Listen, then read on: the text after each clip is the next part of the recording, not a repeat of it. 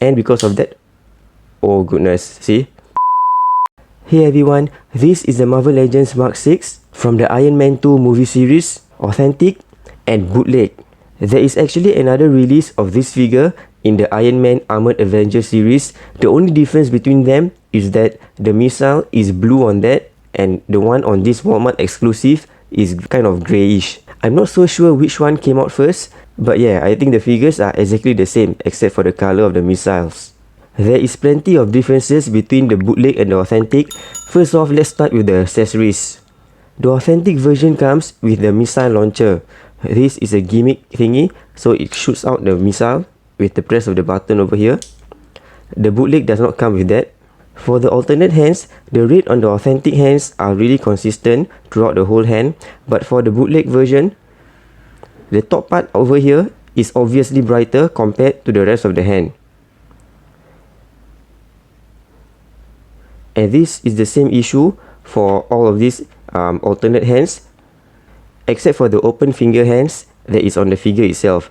This one doesn't have the brighter red on this armor plate over here.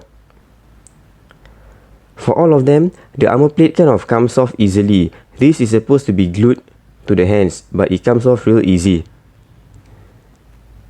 It is also quite difficult to pull and change the hands. You do require a bit of effort to pull, unlike the authentic. For the authentic, the shade of red on the pack is really close to the hands, unlike the bootleg, which is very pale and really off compared to the red on the hands, and also there is kind of excess plastic over here. It is also easier to put in the hands on the authentic. All the hands aside, first off, the paintwork. The gold on the authentic is definitely cleaner and shines better compared to the bootleg. But the one on the bootleg is kind of slightly pixelated, I think. Yeah, just not as smooth as the authentic. I'm just gonna remove this armor plate because it's really annoying. It keeps dropping off. Lol. To me, it may be difficult to compare the paintwork because you need to have both figures in hand, then you are able to see the differences. That's why I always share other differences that is easier to spot. One obvious difference is this protruding shoulder pad over here. The reason it protrudes is because it does not fall smoothly onto the shoulders. Even if I press it down, it doesn't really stay in place. Maybe heating it up and then holding it in place might make it get into position, but if I don't do that, it really wouldn't stay. And you can see it's really quite badly off position. The other side is okay. No issues for the authentic though. And talking about the shoulder pads, you can see there isn't really any paint rub over here. And on the armpit side. But for the bootleg version, the paint rub is really quite bad.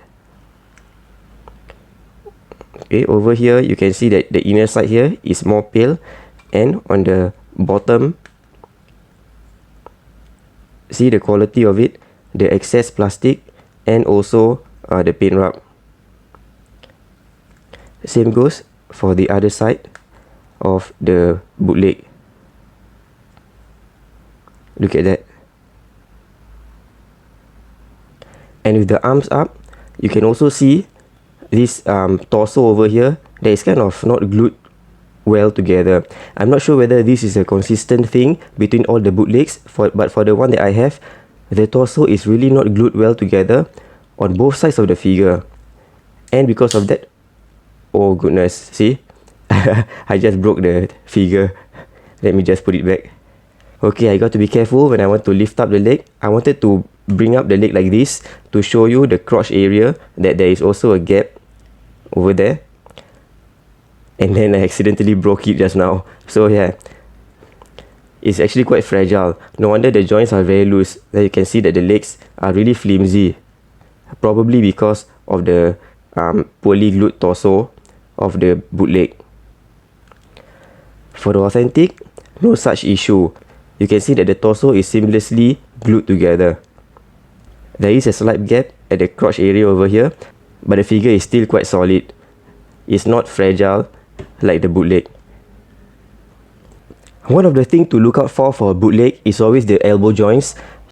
Over here for the authentic, you can see the letter R in between the bicep and the forearm, and for the other side there isn't anything.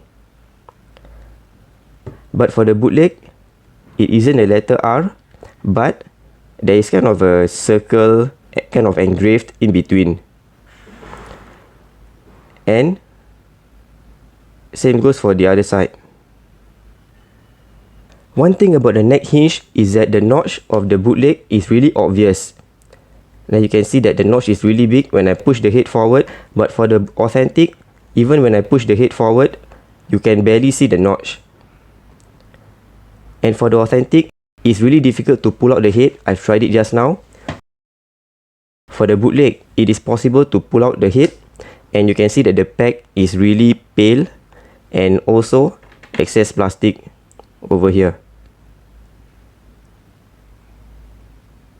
Next, for the authentic, there isn't any paint rub on the ball hip joint over here. But for the bootleg version, I got to be careful to open up to split the legs.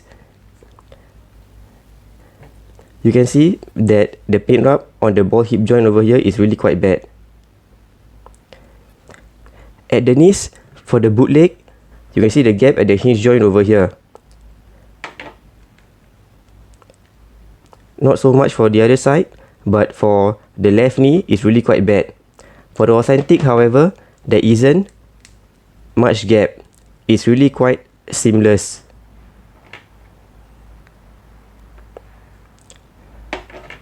The hinge joint or the knees of the bootleg is really quite bad over here.